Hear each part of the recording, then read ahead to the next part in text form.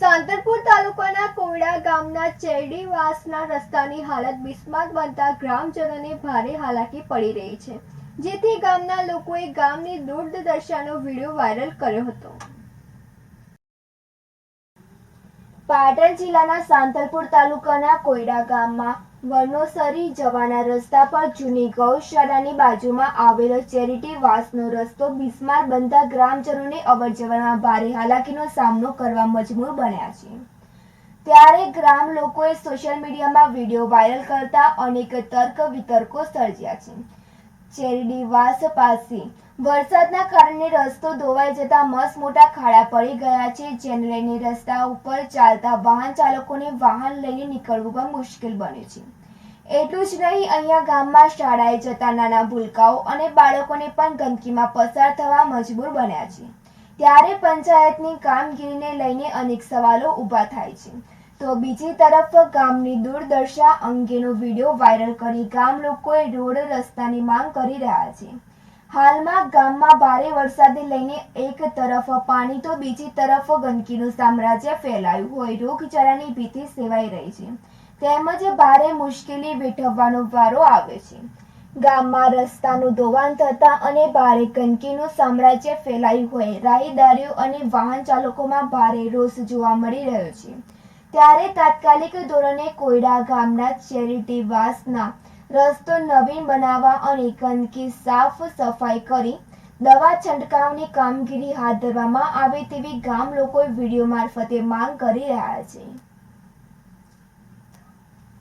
ભરત સથવારા સાથે Tanisha Parmar, city news, Santalpur.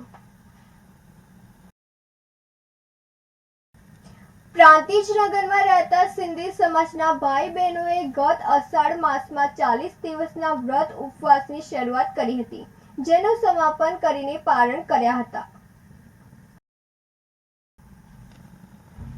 દર વર્ષની જેમ આ વર્ષે પણ પ્રાંતિજનગરમાં વસતા સિંધી સમાજના ધર્મપ્રેમી ભાઈઓ બહેને અષાઢ માસથી 40 દિવસના વ્રત ઉપવાસનો પ્રારંભ કર્યો હતો, જેની ચાલીસા સાહેબના વ્રત ઉપવાસ કહેવામાં આવે છે। આ દોઢ માસ દરમિયાન દરરોજ સાંજે સંધ્યા આરતીના સમયે ગુર્જરની પોળમાં આવેલ ઝૂલેલાલજીની મૂર્તિ સમક્ષ ભાઈઓ બહેનો એકત્રિત થઈને શ્રદ્ધાપૂર્વક ભગવાન ઝૂલેલાલજીની પૂજા અર્ચના અને આરતી કરતા હોય છે। આમ તો પ્રાંતિજ શહેરમાં ભગવાન ઝૂલેલાલજીનું મંદિરનું નિર્માણ કરેલ નથી, પરંતુ સાઈ ભક્ત હંસરાજભાઈ મુલાનીના નિવાસ સ્થાને દર વર્ષે મૂર્તિનું સ્થાપન કરીને અખંડ જ્યોત જગાવવામાં આવે છે। દરરોજ સાંજે મોટી સંખ્યામાં મહિલાઓ તેમજ વ્રતધારી ભાઈઓ ભગવાન ઝૂલેલાલજીની ભક્તિમાં તરબોળ બની જાય છે। દર વર્ષે અષાઢ માસથી શ્રાવણ માસ દરમિયાન 40 દિવસ સુધી વ્રત ઉપવાસ કરીને કઠિન નિયમોનું પાલન કરવામાં આવે છે। વ્રતધારી ભાઈઓ પણ કઠિન નિયમો પાળીને ભક્તિનું ભાથું બાંધે છે અને વ્રતના અંતિમ દિવસે ભગવાન ઝૂલેલાલજીની માટે વિશિષ્ટ પૂજા અર્ચના કરીને સમસ્ત માનવ સમાજનું કલ્યાણ થાય તે માટે પ્રાર્થના અરજ કરવામાં આવે છે। આ વ્રત કરવાથી અનેક દુખિયારા લોકોના દુઃખ દૂર થાય છે અને તેમને મનોવાંછિત ફળ પ્રાપ્ત થાય છે। સમાપનના દિવસે વાજતે ગાજતે ઝૂલેલાલજીની જ્યોતને જુલુસ કાઢીને મુખ્ય બજારમાંથી પસાર થઈ માર્કંડેશ્વર મહાદેવ મંદિર પાસેથી પવિત્ર બોકના જળમાં વિસર્જન કરવામાં આવે છે અને વરુણ દેવને રીઝવવાનો પ્રયાસ કરવામાં આવે છે। રતિલાલ ટેકવાની સાથે તનિષા પરમાર, સિટી ન્યૂઝ, પ્રાંતિજ। બાયડ માલપુરના ધારાસભ્ય ધવલસિંહ ઝાલાએ મત વિસ્તારના લોકોની રાત્રિ ડ્યુટી પર સેવા આપતી બહેનોની સલામતી અને સુરક્ષાની ચકાસણી માટે CHC બાયડની રાત્રિ મુલાકાત લીધી હતી। કોલકાતા બળાત્કાર અને હત્યા જેવી જઘન્ય ઘટના સામે સમગ્ર દેશમાં આજે રોષ છે।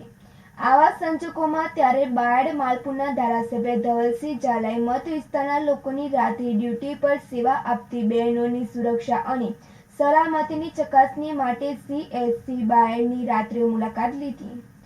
ત્યાંની સુરક્ષા વ્યવસ્થાની તપાસ કરી અને જરૂરી વ્યવસ્થાઓ માટે માર્ગદર્શન આપ્યું હતું। દુઃખની વાત છે કે ત્યાં સ્થાપિત સીસીટીવી કેમેરા બંધ હાલતમાં હતા.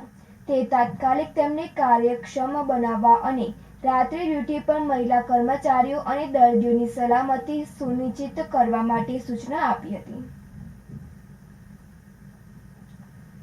ભરત કડિયા સાથે તનિષા પરમાર, સિટી ન્યૂઝ, બાયડ.